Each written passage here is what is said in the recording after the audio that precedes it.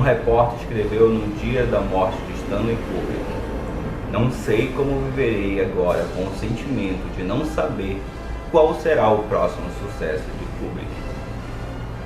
Olá, estranhos, eu sou Kenny Nogueira e está no ar mais um Cinema e Arquitetura. Stanley Kubrick foi considerado um gênio, mas acho que isso tira um pouco do mérito do trabalho duro do diretor. Ele sempre buscou a perfeição em seu trabalho. Como um artista, buscava sempre os melhores ângulos. Diziam que ele era lento para fazer os seus filmes, mas ele era perfeccionista ao extremo, do tipo que levava os atores, produtores e funcionários à completa exaustão.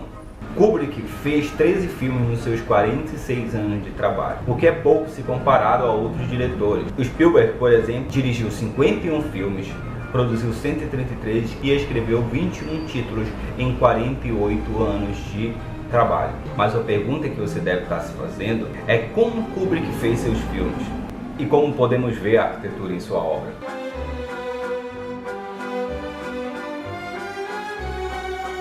O primeiro detalhe que devemos observar é que todos os seus filmes tomam proporções fenomenais, até porque ele sempre buscou apresentar os seus filmes de um ponto de vista grandioso. Como eu falei, Stanley Kubrick demorava muito para fazer os seus filmes. Mas por que isso acontecia? Ele fez filmes de os mais diversos assuntos e ele se tornou especialista em cada um deles. Lia tudo sobre cada assunto abordado e pesquisava cada detalhe, desde as características, roupas e até a mobília que era usada em cada cena. Kubrick também tinha uma equipe que entendia o que ele queria e também ajudava na sua pesquisa, batendo milhares de fotos de locais que pudessem ser usados como referência dos seus projetos, sempre buscando o máximo de referências para a concepção visual dos seus filmes. E talvez o ponto principal desse cuidado minucioso fosse apenas a preocupação com o envolvimento do espectador, pois ele não via sua obra apenas como um artista, mas também como um psiquiatra. Kubrick sabia exatamente como entrar na nossa mente e causar um certo desconforto,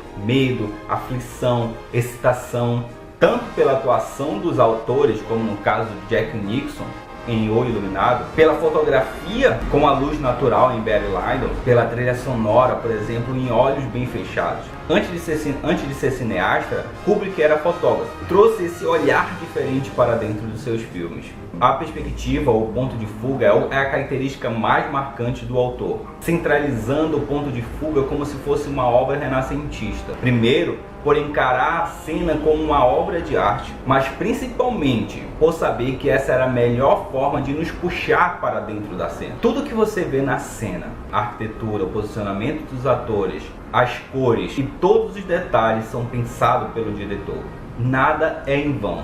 Ele mostra tudo para o espectador, sem dizer aonde estava cada detalhe. Tudo era pensado, cada movimento de câmera, a posição de cada personagem, sempre com um olhar subjetivo, dando a possibilidade de interpretar de acordo com o nosso ponto de vista. A cada vez que assistimos um filme de Kubrick, é como se fôssemos apresentados a um novo filme, mas não é o filme que mudou, é o nosso ponto de vista.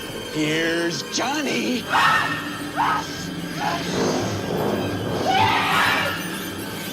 Outra característica bem marcante na obra desse autor é o banheiro. Convenhamos que o banheiro é um local de isolamento total. É lá onde nós deixamos toda a nossa nobreza e todas nossos orgulhos e acabamos fazendo o trabalho sujo. Lá as coisas são como realmente são. E Stanley Kubrick sabia muito bem disso. Se analisarmos a sua obra, veremos que grande parte dos filmes apresenta um pivô em processo de declínio psicológico, rumo à loucura.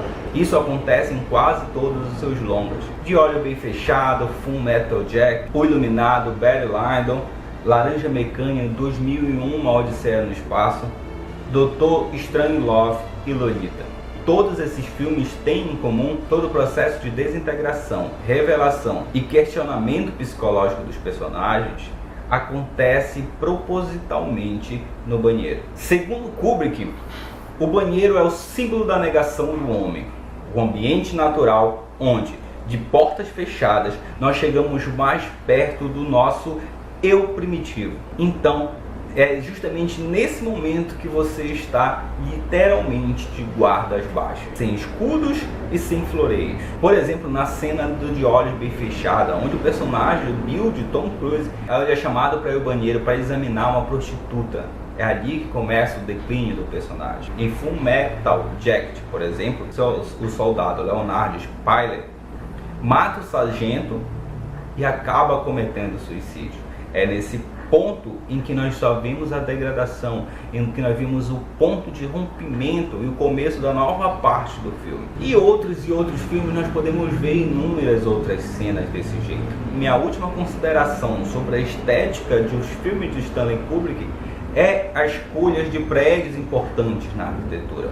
Quando o diretor resolveu levar laranja mecânica para as telas, baseada no livro escrito por Anthony Bourdain, ele buscava o confronto entre a liberdade e a moral dos indivíduos e da corrupção do homem baseado na repressão dos sistemas sociais e políticos. A obra apresenta então um futuro distópico, frio e desumano, que utiliza o espaço e a arquitetura que envolve cada uma de suas cenas. Um mundo criado por Kubrick, ele era frio e insensível, aonde o Alex, o personagem principal, perambula pelas ruas de Londres com os seus amigos para cometer crime e trazer caos para a cidade. Nós percebemos isso dentro do espaço em que ele vive, dentro da sociedade. O pano de fundo para suas cenas é formado por uma série de edifícios modernos. Kubrick comentou que muitos dos locais utilizados foram escolhidos folheando revistas de arquitetura. A escolha dessas estruturas mínimas busca